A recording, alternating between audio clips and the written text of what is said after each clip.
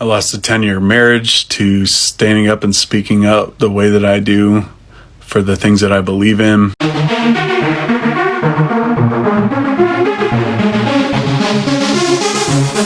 Oh, so fabulous.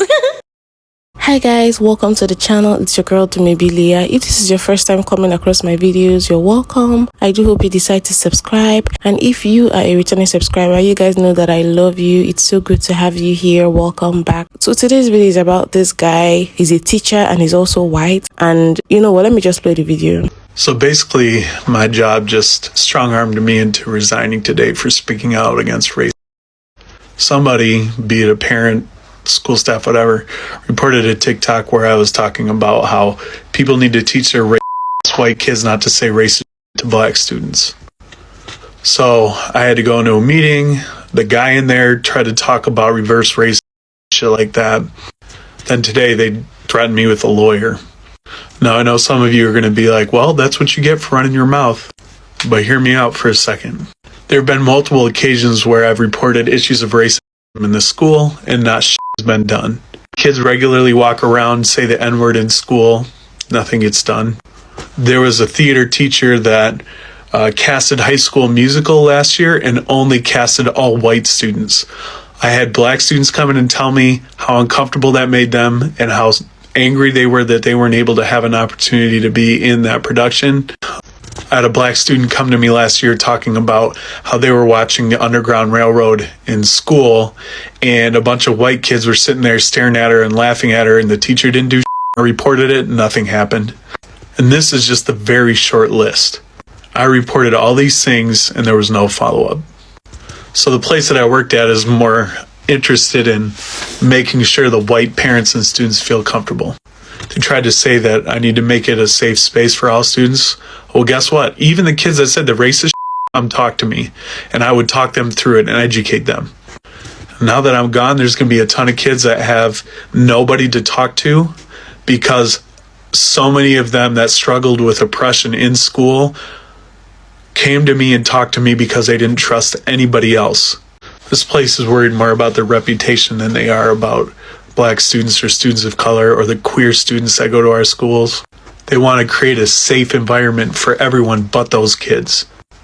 I know the risks that come with speaking the way I do about this issue, but I will continue to use my voice in this fight. So as you guys have seen that video that he made, I'm just going to take time to play a few other of his videos to show that he's been on this for a while. He's been advocating for black people. He's been an ally for a while. Like, it's not just today. So I wrote an article a while back about 35 lessons I've learned from black women. And I'm going to go through those real quick.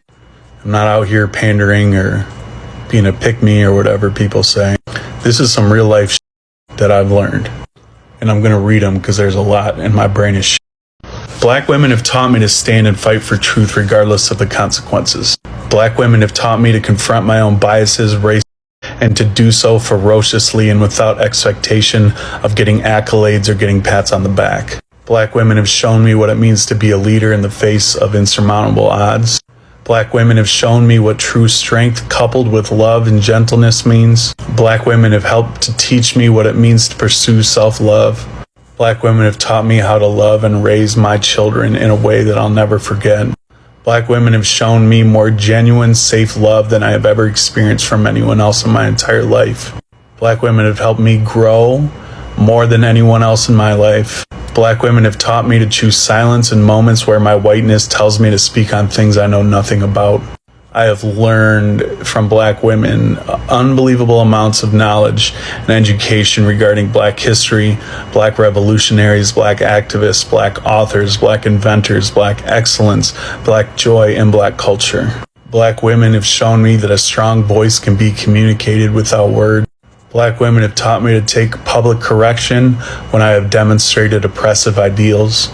Black women have taught me what it means to fearlessly confront white supremacy. Black women have shown me and taught me how to be an activist. Black women have taught me what it truly means to fight for equity, equality, and justice.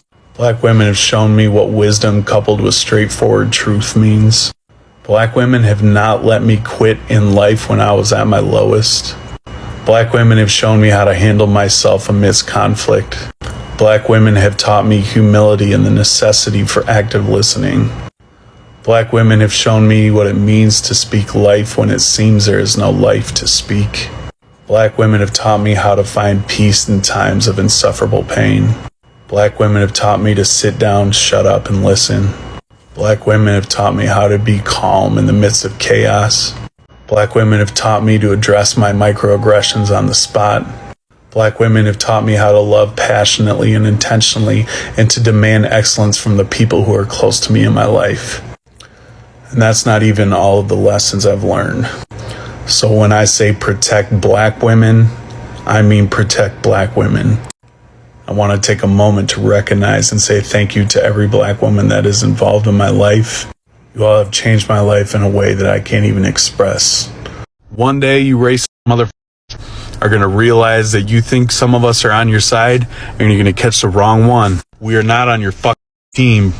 So today, someone informed me that my current job found my TikTok. And some of my fellow employees do not appreciate what I have to say. So in the spirit of that, I'm going to do a quick story time. And I'm going to try to keep this quick, something I'm not generally good at. At my previous job, I put in a 6 weeks notice so they could get somebody into my position. And I was trying to help them out. Well, about 1 week into that 6 weeks notice, there was a team meeting of which I was in the same office as where it was going on, but I wasn't involved in that meeting. But I heard somebody say some racist shit.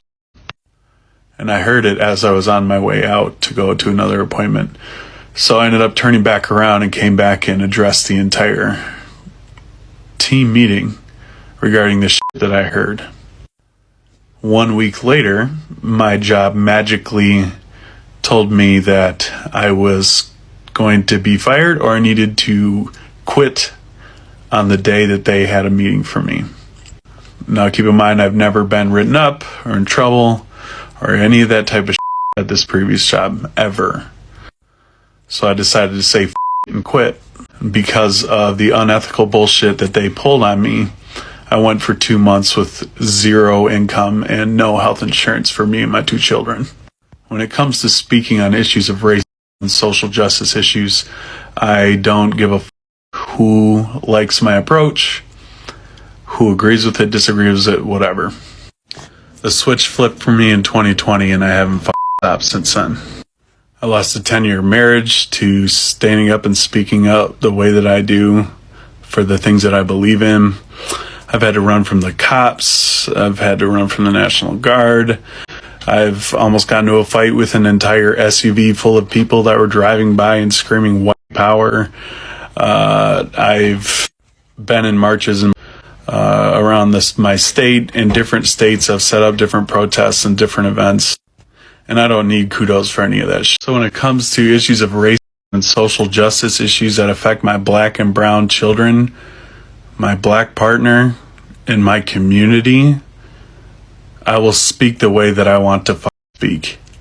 Just know I stand 10 toes down for the shit that I believe in on here and in real life. And I'm not about to change up my approach to protect the fragility of some soft-ass white people that don't like the things that I had to say.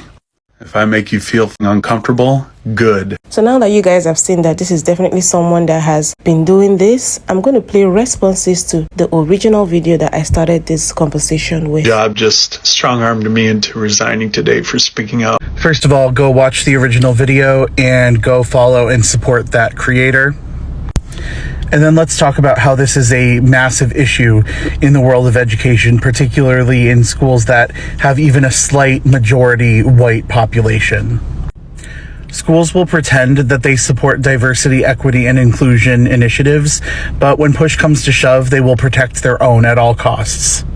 Last year, a close friend and colleague of mine was called into a meeting with administration simply because a student had reported a staff member saying something potentially problematic and racist. No specific accusations were made. It was simply passing along information to administration that made them glitch. Another friend and colleague of mine was sent an angry email by a parent that CC'd the superintendent because she was explaining to white students why it was inappropriate and racist to use the N-word. The parent accused my friend of saying to the students that white lives don't matter, which she obviously didn't. Racism is rampant in schools right now, among children, but also among some adults. But as the stitched video shows, the people in power are going to do whatever they can to silence the people who are speaking up.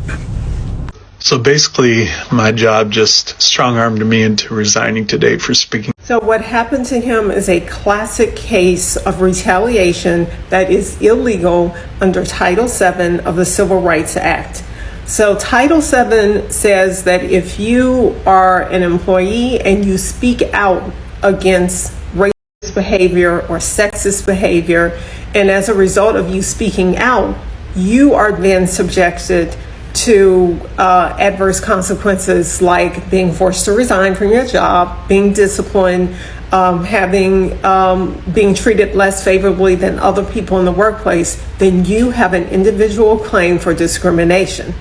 However, in order to pursue your claim, a federal claim under Title VII, you have to go to the Equal Employment Opportunity Commission within 180 days of the event happening.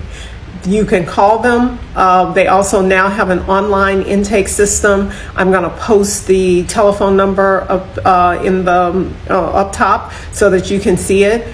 But if you don't contact the EEOC within 180 days, you cannot pursue the federal claim. But I'm glad that you spoke up on behalf of the Black students and the LGBTQ students, but now they are voiceless. And I hope that you and your family will be okay, that you'll land on your feet.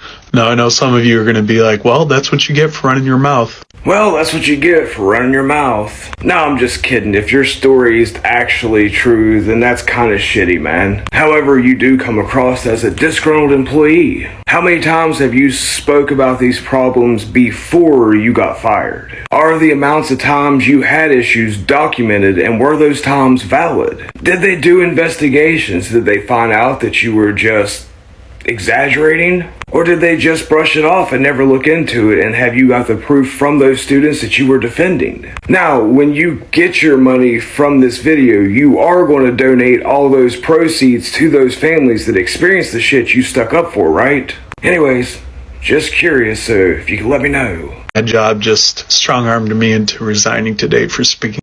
First of all, that school system, or the school whatever district he's in, is entirely problematic. He himself is not the problem. He himself is challenging the problem, and it cost him his job. He's challenging the fact that black and ethno-divergent students in that school district are belittled to make white people feel comfortable. He's not the problem. Strong-armed me into resigning today for speaking out. Hold on, bro. I gotta address that. Now, I'm sorry that you lost your job, but 9 times out of 10, you lost your job because you didn't handle the situation properly. Just like you're not handling the situation properly because you're back on social media with the same BS. Number one, you're a school teacher. If a student came to you and told you that other white students was calling him racist names or saying the racist word, the N-word as you say it, then you should have been calling parents. You should have sat down and had a talk with the parents, then your superintendent, and sat down and had a conference about the situation at hand. But instead, you went straight to social media and violated the privacy of these students, of these kids. So I just think that you have an issue with knowing how to be professional and knowing how to handle situations. Just like now, you're on TikTok, and at the end of your TikTok, you say, cash at me because me and my family, yada, yada, yada, yada. You're just going about it the wrong way, bro. Totally the wrong way. And it looks very bad on your behalf. That's coming from an African American man.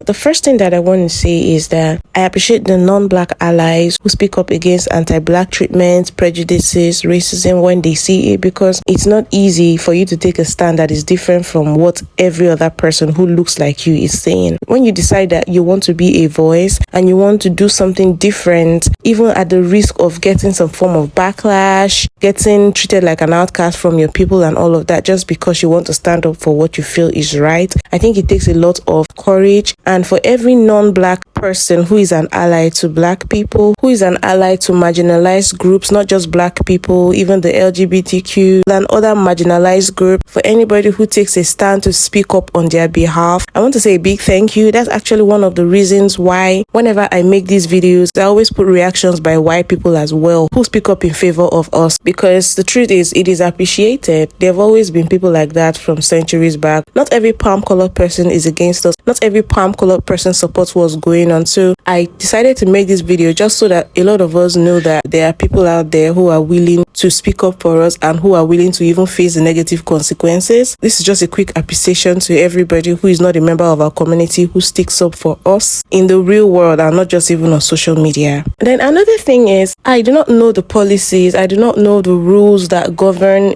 being a teacher and all of that, because I know I've seen several videos of people making TikToks and getting fired at their workplace, probably because they revealed information they are not supposed to reveal concerning their work, or it made them appear unprofessional, or because whatever they did on TikTok reflected negatively on the organization that they work for or work with. So I know that some of these things are not meant to be put on social media about your workplace. So please, I'd like anybody in the comment section who knows how these things work, especially in teaching, especially in the educational sector in America, to please shed more light on it. Was he wrong to have made TikToks about it? Could that really be the reason why he got treated the way that he got treated that forced him to resign? Please, you guys comment in the comment section, because I'm really curious. So you guys, I pondered on if I should do this or not, and I kind of skipped it, but there was a part of his video that I cut out in the beginning, the first video of this guy that I played, where he was talking about how he had to lose his job and all of that. And the part that I cut out was where he put his Cash App and asked for donations. No pressure. He just said if you want to support him so that he and his family can get by because he's out of a job right now, that you could make those donations. And I didn't know if it was right for me to put that in this video or not, but I'm just stating it that he actually put his Cash App up. And if you watch this video and you feel like you want to make a donation, maybe if enough people ask me to put up his Cash App or put up his TikTok handle so that you guys can go and check him out, please let me know and I'll just drop it in the comment section and I'll pin it. So if you guys think it's a good idea for me to put that up, let me know, but if not, we'll just let it be. I have to end this video here. I don't really have much to say. I want to know what you guys think about this situation in the comment section. And speaking of education generally, what do you guys think when it comes to the educational sector and the way anti-blackness is handled? Do you guys think what he said is close to the truth? Is it not really frowned upon to the level that it should be? And what do you guys think can be done to curtail this? Let me know in the comment section. So I'm going to wrap up this video here. You guys, please give this video a thumbs up. Don't forget to subscribe if you like my content. Turn on notifications so that you guys know whenever I drop a new video. And I'll see you guys in my next video. Bye.